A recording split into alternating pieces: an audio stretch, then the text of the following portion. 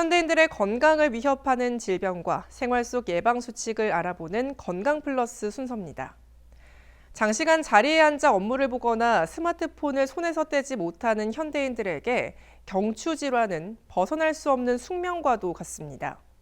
우리 몸 구석구석을 연결하는 신경다발이 경추를 지나가기 때문에 의심 증상을 찾기가 특히 어려운데요. 경추 질환의 증상과 치료에 대한 이야기를 척추외과 전문의로부터 들어봤습니다. 네, 이전보다 목에 대한 관심이 확실히 많아지고 있는 것 같습니다. 사실 최근에 나오고 있는 목에 관련된 목 자세를 바로 잡아주는 기구라든지 다양한 베개들만 봐도 그 관심을 알 수 있을 것 같습니다.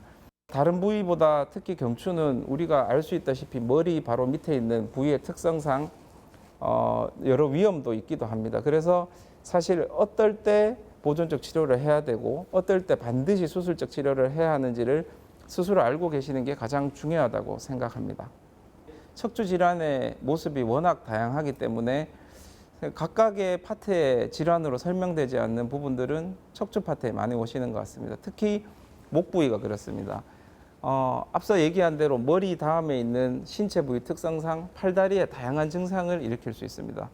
환자분들이 느끼시기에는 손이 저리다, 다리가 저리다, 아니면 어깨가 아프다, 날개뼈가 아프다 등의 증상이 있으면 각각의 문제가 있다고 스스로 생각하시는 파트를 찾아가서 진료를 시작하시는 경우도 많고, 혹은 신경과적인 병, 소위 말하는 뇌졸중, 중풍과 같이 보행이 안 된다든지 손이 꿈뜨다든지 몸에 경직이 잘 된다고 해서 목 문제를 먼저 의심해서 오시기는 힘들 것 같습니다.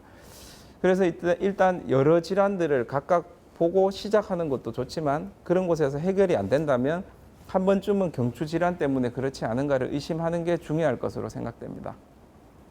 증상은 크게 나누면 두 가지입니다. 목 자체가 아픈 경우와 나머지는 신경 증상이라고 얘기하는 다양한 증상이 있습니다.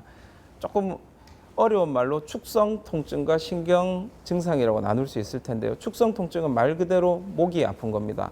사실 목 자체가 아프다면 목이 안 좋구나를 의심해서 당연히 경추를 보는 저희한테 와서 진료를 보실 건데, 그렇지 않은 경우가 많기 때문에 이게 진단이나 치료를 어렵게 하는 부분이 많습니다.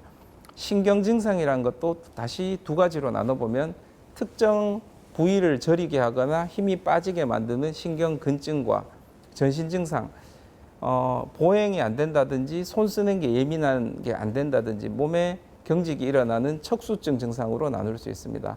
경추 질환에서 가장 중요한 것은 언제 반드시 수술을 해야 하는지를 아는 것이라고 생각합니다. 보통 일반적으로 찾아오시는 분들이 팔이 저리다, 목이 아프다 증상으로 많이 오실 텐데요.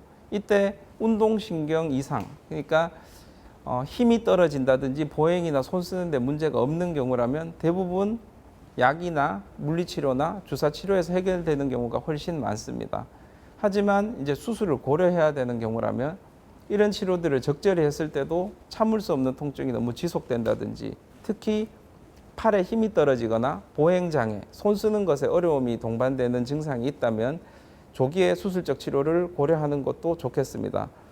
우리가 나이를 먹고 주름이 지는 것처럼 말 그대로 퇴행성 변화의 한 부분이기 때문에 대부분은 그 정도가 심하지 않고 적절한 시기에 진단만 받는다면 수술이 아닌 보존적 치료로 해결되는 경우가 훨씬 많습니다.